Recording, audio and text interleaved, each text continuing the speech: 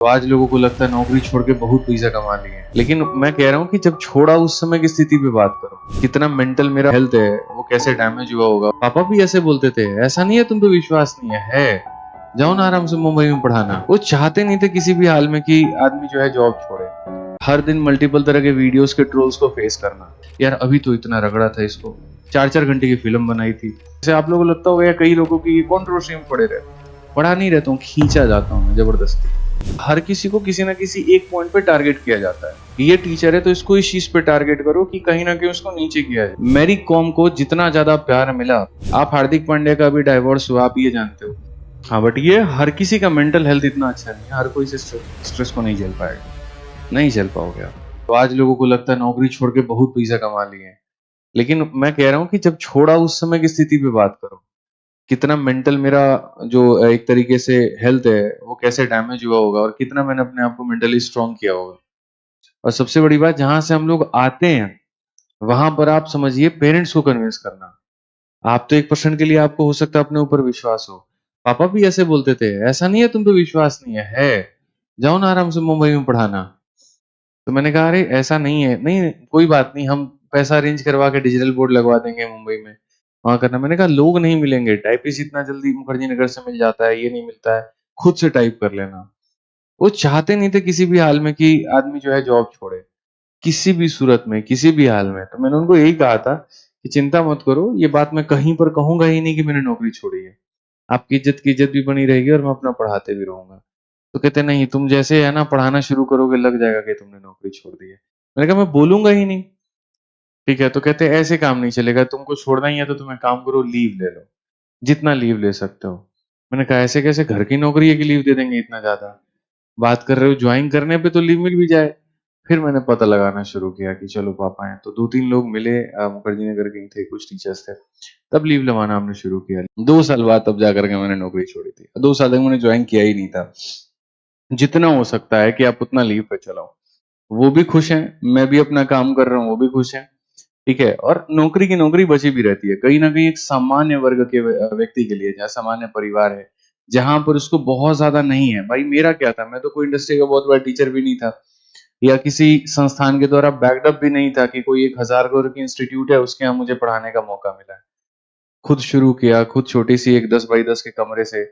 आज भी जिसमें पढ़ाते हैं ना झड़ोदा में, तो लोग जाते तो कहते हैं सर देख के लगता नहीं आप इस जगह पे पढ़ाते होंगे, ये झड़ोदा जैसी जगह में आप रहते हैं, हमें तो लगा बड़ा मकान होगा आपका, ये होगा वो होगा। मायने वो नहीं रखता है। मेरे को कभी टाइम मिला ही नहीं कि मुझसे बाहर निकल पाऊं। उसी 10 बाई 10 के एक छोटे से रूम से हमने स्टूडियो शुरू किए, फिर टीम बढ़ते चले गई। कभी इतना दिमाग नहीं लगाया कि इससे बाहर निकलते हैं, मॉडल टाउन में शिफ्ट होते हैं, मुखर्जी नगर में होते हैं, या कहीं होते हैं। वक्त ही नहीं मिला, नहीं हो पाए। तो आज आप लोग देखते हो कि गाड़ी है, ये सारी चीजें, बट यकीन मानो संघर्ष बहुत बड़ा है। जो गुरुकुल में, मुझे आज भी याद है कि गुरुकुल में जैसे आप ही इतने ही बच्चे होते थे लगभग गुरुकुल में, और मैं रात रात के 2-2 बजे तक क्लास ले रहा हूँ, 1-1 बजे तक क्लास ले रहा हूँ, फिर सुबह उठ करके फिर बैक टू बैक क्लास हो रही है। और आज भी देखो, जैसे मैंने आज ही कहा मेरा कि भाई साहब हमारे 6:21 पे सोए, मैसेज करके रात में 2 बजे मेरा गेट नॉक कर रहा है। मैंने कहा क्या हुआ, तो टेबल आपका वाला चाहिए जिसपे आप रख के लैपटॉप पे काम करते हैं। फिर वो लेके, हमको लगा आधा घंटा काम हो गया, एक्साइटेड है, आज मोटिवेट किया उसको थोड़ा ज्यादा काम के लिए। पता चला ले सुबह 7 बजे तक काम किया। बहुत सारी चीजें हैं, जितना आसान सारी चीजें दिखती हैं, कुछ भी इतना आसान नहीं है। टीचिंग में लिटरली बता रहा हूँ, कुछ भी इतना आसान नहीं है। हर दिन मल्टीपल तरह के वीडियोस के ट्रोल्स को फेस करना। अब देखो 3 तरह के बच्चे होते हैं, एक एकदम होते हैं जो जीडी लेवल के होते हैं, एक होते हैं जो सीजीएल के होते हैं, और एक होते हैं जो रिपीटर होते हैं। अगर आप बहुत ही ज्यादा बेसिक जाकर के पढ़ाना शुरू करो, जिनमें 10वीं और 12वीं वाले आपके फैन बन जाए, तो ये लोग बोलेंगे कि क्या पढ़ाते हैं, आसान है, बहुत नॉर्मल क्वेश्चन है। अगर आप इजी से मॉडरेट उठा के चलो, तो रिपीटर बोलता है कि पढ़ाओ, आसान पढ़ा रहे हैं। अगर आप बहुत टफ पढ़ाना शुरू करो, तो ये दोनों वाले नाराज रहते हैं, पागल मास्टर है, समझ नहीं आता इसका। अब टीचिंग के अंदर भी वैरायटी लाने की स्ट्रगल होती है भाई, जद्दोजहद होती है, करियर हमारा यहाँ भी खतरे में होता है। कौन से वक्त में किसको पकड़ना है, फिर हम लोग डिसाइड करते हैं, नहीं बैच में जो है इस तरीके से करेंगे, और जब परीक्षा आएगा, जब प्रैक्टिस सेट आएगा, या जब टॉप क्वेश्चंस आएंगे, तो इस तरीके से उड़ाया जाएगा। वही बहुत, हर चीज का एक बैलेंस लेके चलना पड़ता है। कैसे यहाँ पर जो है क्लासेस को ओरिएंट करना है, कैसे शीट्स को ओरिएंट करना है, कैसे टीम को करना है। उसमें भी इंटरनल राइवलरी आए दिन की हो रही होती है। बेचारा कल 20,000 का टाइपिस्ट था, उसका प्रमोशन करके हम 30,000 किए, कि चलो भाई आज से खुश, और मैं अपने बजट से बहुत बाहर जाके किया।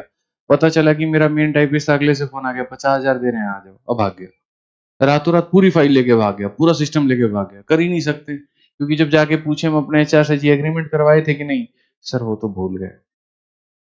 मतलब 40-40 लाख के किताबों की फाइल मेरी इधर से उधर हो गई है पूरा पूरा। इतना टेंशन बहुत रहता है यार, बहुत भड़क रहती है।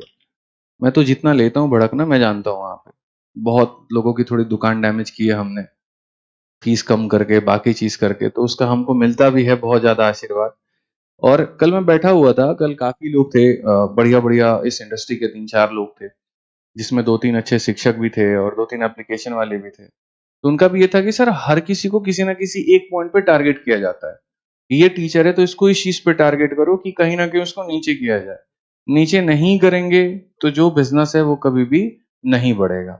आप जब आए हो तो एक दो संस्थान ही ऐसे थे जिनका बहुत ऊपर चल रहा था, आने के बाद में एक बड़ा डेंट मिला। अब मिला तो वो कोशिश होती है कि उस इमेज को कैसे डैमेज किया जाए, और कुछ है नहीं किसी चीज को डैमेज करने के लिए।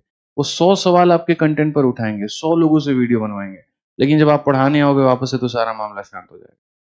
सारी टीचिंग, सारी कंट्रोवर्सी को आपकी खत्म कर देगी। और वो फिर ये बात पे होते हैं, यार अभी तो इतना रगड़ा था इसको, 4-4 घंटे की फिल्म बनाई थी, फिर भी इसके खिलाफ नेगेटिव कमेंट क्यों नहीं आता है? सबका जवाब सिर्फ एक है, बेहतर पढ़ाइए और शांत पढ़ाइए, कुछ मत बोलिए। लेकिन वो मिलता रहेगा। वो जैसे आप लोगों को लगता होगा या कई लोगों की कंट्रोवर्सी में पड़े रहते हैं, पढ़ा नहीं रहता हूँ, खींचा जाता हूँ मैं जबरदस्ती। प्रोटेस्ट में किस बात की कंट्रोवर्सी, प्रैक्टिकली सोचो। वो तो बच्चों के लिए था, एसएससी का प्रोटेस्ट था, लेकिन वहां भी तो ये मिलेगा। आपको याद रखिए, जितना ज्यादा प्यार मिलेगा इस नेशन में, आपको ट्रोल और हेट भी उतना ही ज्यादा मिलेगा। मेरी कॉम को जितना ज्यादा प्यार मिला, यकीन मानिए एक गलत स्टेटमेंट आपकी अदालत में, और वो गलत भी नहीं था, दुनिया को लगा यार ये गलत बोल रही है, उस समय तो बड़ा अपने पति का तारीफ करती थी। आप घर में जाके देखो उसको, उसका इंटरनल प्रॉब्लम वहां पे देखे हो। आप हार्दिक पांड्या का भी डाइवोर्स हुआ, आप ये जानते हो, क्या पता गलती हार्दिक पांड्या की रही हो, लेकिन इंसान हमेशा लड़की को ही सुनाता है कि उसकी वाइफ ने गलत किया वहां पे। अभी युजवेंद्र चहल का आप देखो, भाई पहले अपनी वाइफ के साथ में जो है उसका जो भी रहा, फिर आरजे महाविश करके आई थी, अब उसने भी पोस्ट किया वहां पे कि नहीं वो सही कह रही थी, यही गलत आदमी है। तो इसीलिए है ना, पता नहीं होता सिचुएशन में क्या है क्या नहीं है। तो जितना प्यार मिलेगा, ट्रोल भी आपको भर के उतना ही मिलेगा। अभिषेक शर्मा इतना इनिंग में बढ़िया खेलता है, बेचारा 3 इनिंग में अभी 0 पे आउट के बाद ट्विटर पे भर भर के गाली उसको मिल रही है, और थोक के भाव में मिल रही है। अब वो बेचारा ऐसे रिलैक्स होकर के देख रहा है, चलो आज इतनी गाली मिली कोई बात नहीं, कल लग रहा है बढ़िया खेलना पड़ेगा।